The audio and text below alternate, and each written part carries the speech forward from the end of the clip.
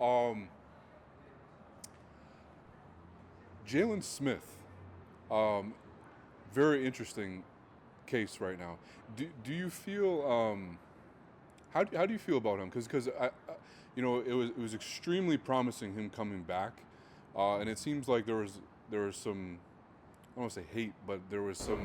No, hate's a good word. There was some skepticism or hate. No, people. There's some hate. Yeah, there's at the bare minimum there's skepticism. And not the.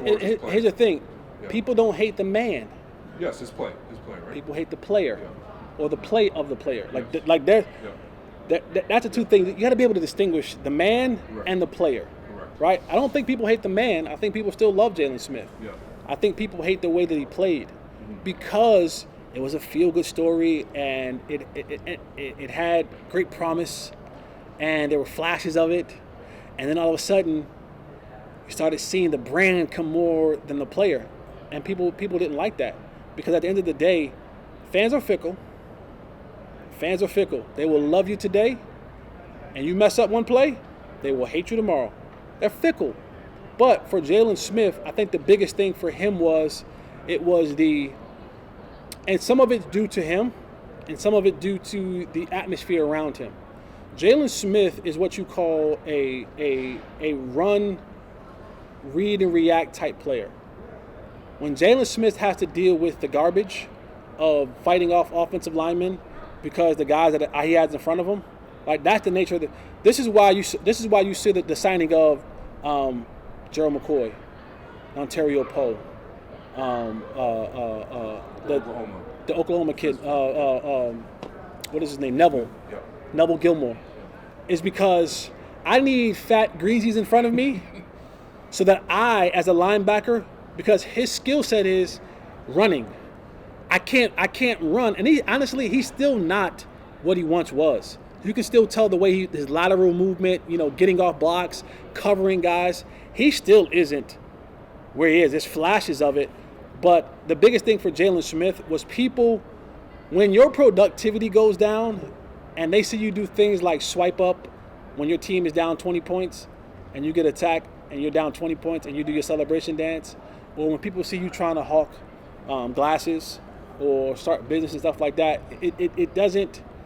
The fan's eye doesn't understand that you're a person outside of the uniform.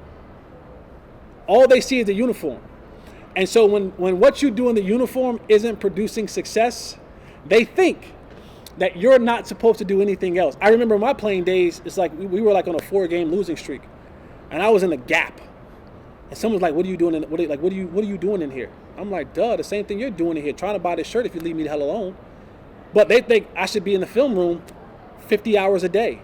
Like I don't have a life outside of the game. So the thing for Jaylon Smith was his productivity began to decline on the football field, but you saw him having that brand, right? Clear eye view, the glasses, the cryo, and he's hawking condoms at the Super Bowl. And people are saying, wait a second, you got time to go do this, and you can't make a tackle, and you can't cover anybody?